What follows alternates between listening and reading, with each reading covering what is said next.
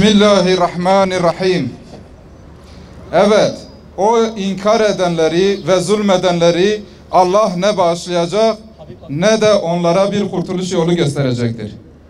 Allah onlara ancak içinde ebedi olarak kalacakları cehennem yolunu gösterecektir. Bunu yapmak Allah için pek kolaydır. Gazze'deki Siyonist zulme sessiz kalmayıp mazlumların safında yer alan vicdan sahiplerine selam olsun. Bari yanık mazlumların ahını işitip bu meydanları dolduran duyarlı halkımıza selam olsun.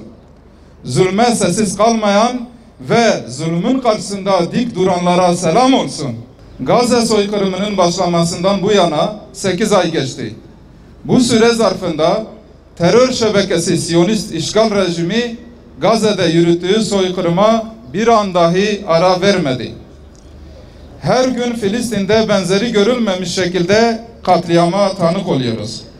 Son 7 ayda büyük çoğunluğu kadın ve çocukların oluşturduğu en az 40 bin mazlum Filistinli kardeşimiz Siyonist Nazi işgalcileri tarafından katledildi.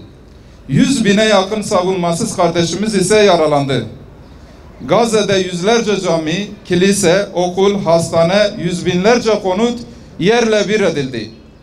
Siyonist terör rejiminin Gazze'de yürüttüğü bu vahşet sadece Filistinlileri hedef almıyor. Bütün bir insanlığın vicdanını hedef alıyor. Dünyanın 4000 yanında insanlık vicdanı ayaklanıyor ve Siyonist işgal rejiminin yok oluşunu haykırıyor. Bugün dini, dili, ırkı ne olursa olsun ehli vicdan olan herkes Filistin'in yanında ve Siyonistlerin karşısında duruyor. Bugün insanlığın ortak talebi sistematik, kuşatıcı ve yok etmeyi amaçlayan, hiçbir ölçü ve kaideyi tanımayan, savaş suçu işlemeye devam eden Siyonist işgale gerek kamuoyu vicdanında, gerek uluslararası ceza mahkemelerinde mahkum edilmesinde birleşmiştir. Güney Afrika Cumhuriyeti'nin başvurusuyla başlayan, Uluslararası Ceza Mahkemesi'nin Siyonistlerin çete ve terör elebaşları hakkında yürüttüğü yargılamayı yakından izliyoruz. Benzer bir sürecin Türkiye mahkemelerinde de başlaması için gerekli koşullar oluşmuştur. Türkiye yetkili makamları işledikleri soykırım ve insanlığa karşı suçlar nedeniyle Siyonist çete elebaşları ile tetikçileri hakkında Türkiye mahkemelerinde soruşturma başlatılması için sayısız başvuru almıştır. Türkiye yargı makamları derhal bir soruşturma süreci başlatmalıdır ve toplanan deliller doğrultusunda başta terörist Netanyahu olmak üzere Siyonistler hakkında soykırım ve insanlığa karşı suçlar nedeniyle bağımsız ve tarafsız ceza mahkemelerinde dava açmalıdır. Bu hususta her geçen gün Filistin halkının, masum sivillerin ve insanlık vicdanının aleyhine işlemektedir. Siyonist terör rejimi ile ticaretin askıya alınması sevindirici bir karardır. Ancak bu kararın uygulanması ve takip edilmesi şeffaf bir şekilde yürütülmelidir.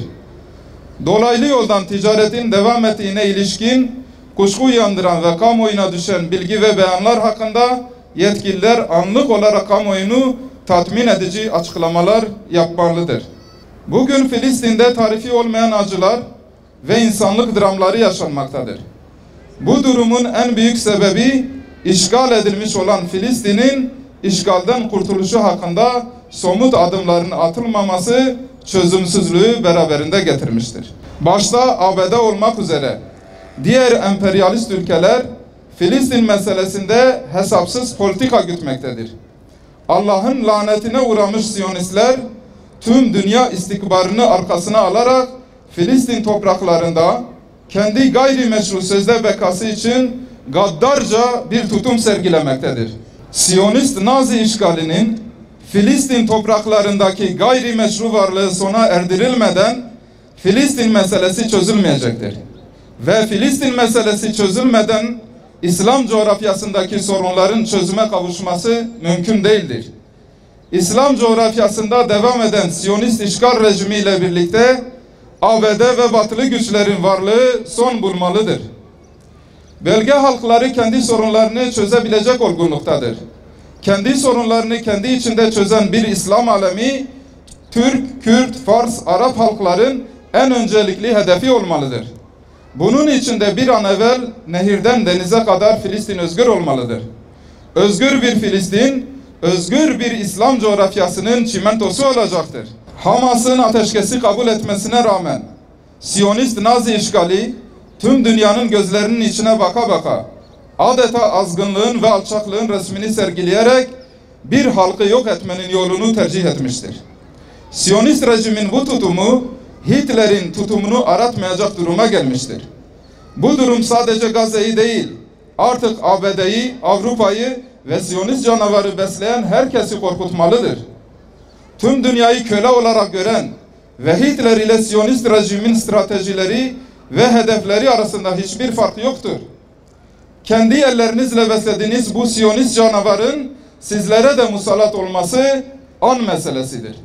Bu yüzden tüm vicdan ve akıl sahibi devletler bu canavarın başını ezmelidir. Siyonist işgal rejiminin Gazze'deki refah sınır kapısının işgaline karşı tüm dünya ayakta ve insani koridorun açılmasına yönelik protestolar düzenlemektedirler. Kapılar derhal açılmalı ve Refah şehrine sıkıştırılmış mazlum Gazze'li kardeşlerimize insani yardımların ulaşması sağlanmalıdır. Bunun için başta Türkiye olmak üzere tüm vicdan sahibi devletleri sorumluluk almaya davet ediyoruz. ABD başta olmak üzere tüm dünya ülkelerindeki üniversite öğrencilerinin Siyonist işgal rejiminin soykırımının durdurulmasına yönelik protestolarını takdir ediyoruz. Türkiye'deki üniversite öğrencilerinin Siyonist işgal çetelerine karşı kutlu yürüyüşlerini ve çadır nöbetlerini destekliyoruz. Gazze için her türlü çabayı gösteren, başta Türkiye'deki üniversite öğrencilerini ve diğer ülkelerin duyarlı öğrencilerini selamlıyoruz. Vaktiyle Rabbi İbrahim'i bir takım emirlerle imtihan etmiş, o da bunları harfiyen yerine getirmişti. Bunun üzerine Rabbi ona, seni insanlara önder yapacağım buyurdu. İbrahim, zürriyetimden de önderler çıkar diye dua edince, benim verdiğim söz zalimler için geçerli değildir buyurdu. Peygamber sevdalıları olarak bir kez daha en yüksek sesle haykırıyoruz ve diyoruz ki, canımızla, kanımızla, malımızla, evladu iyalimizle ilk kıblemiz Mescid-i Aksa'nın ve Müslüman kardeşlerimizin yanındayız. Filistin'in ve Mescid-i Aksa'nın özgürlüğüne giden her eylemin yanındayız ve destekçisiyiz. Bu yolda üzerimize düşen her türlü fedakarlığı yapmaya hazırız. Direnişe ve dirilişe selam olsun. Ahmet'ten Hamas'a binlerce selam.